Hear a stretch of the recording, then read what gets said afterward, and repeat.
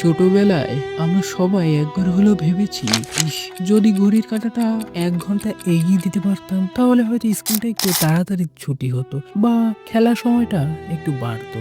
কিন্তু আপনি কি জানেন, এই অদ্ভুত স্বপ্নটা সত্যি সত্যি একটা দেশ বাস্তবায়ন করেছিল, আর সেই দেশটি অন্য কেউ নয়, আমাদের বাংলাদেশী।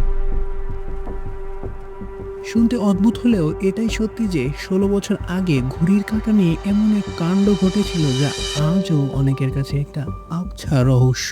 বাংলাদেশে নিস্তব্ধ সে অন্ধকারাতে ঘড়ির কাঁটা এগিয়ে দিয়ে কি এমন মহাভারত জয় করলো, এটা একটু পরে বলছি। তার আগে আসলে দেখি কনসেপ্ট উদ্ভাবন হয় কিভাবে, এটা একটু জেনে আসি। অদ্ভুত এই সিস্টেমের নাম ডে লাইট সেভিং টাইম বা সংক্ষেপে ডিএসটি। ১৯১৬ সালে প্রথম বিশ্বযুদ্ধের সময় জার্মানি প্রথম এই নিয়ম চালু করে কয়লা সাশ্রয় করার জন্য। এরপর ধীরে ধীরে ইউরোপ, আমেরিকায় এই নিয়ম ছড়িয়ে পড়ে।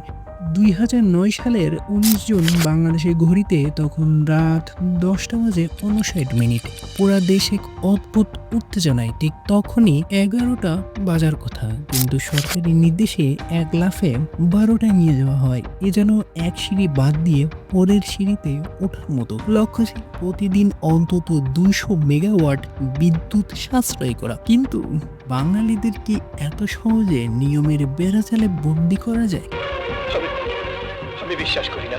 বেশিরভাগ অফিস আদালতে এই নিয়ম আত্মস্থ করে নেয় সকলে, কিন্তু সাধারণ মানুষের ক্ষেত্রে ঘটে তার উল্টাটা। মানুষ ভাবলো সরকার ঘড়ি এগিয়েছে তো কি হয়েছে, আমি তো আমার মতো সে রাত ১১টায় ঘুমাবো আর সকাল ৯টায় উঠবো। দেখা গেল মানুষ রাত জেগে টিভি দেখা, এসি চালানো বন্ধ তো করলোই না, বরং কনফিউশন বাড়লো মসজিদে আজান কখন হবে, ট্রেনের শিডিউল কি হবে, টিভিতে খবরের সময় কি হবে, এইটা নিয়ে। ইউরোপের দেশগুলোতে দিন রাতের পার্থক্য অনেক বেশি হয় বলে সেখানে ডিএসটি বা ডে লাইট সেভিং সিস্টেমের এই নিয়ম কাজ করে। কিন্তু বাংলাদেশে শীত কিংবা গ্রীষ্ম সূর্য যে অনেক সময়ের ব্যবধানে অস্ত যায় তা কিন্তু নয়।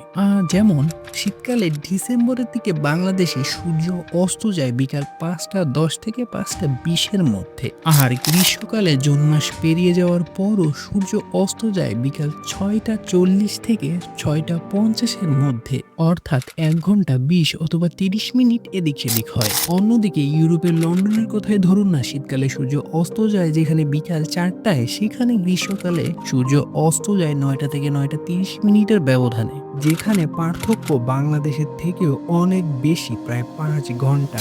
আর মানুষও নিয়ম তোয়াক্কা না করায় শেষ পর্যন্ত প্রায় ৬ মাস পর সরকার এই নিয়ম বাতিল করতে বাধ্য হয়। আপনার কি মনে আছে সেই ২০০৯ সালের রাতটার কথা? আচ্ছা, এই নিয়ম যদি এখন কার্যকর করা হতো তাহলে কেমন হতো?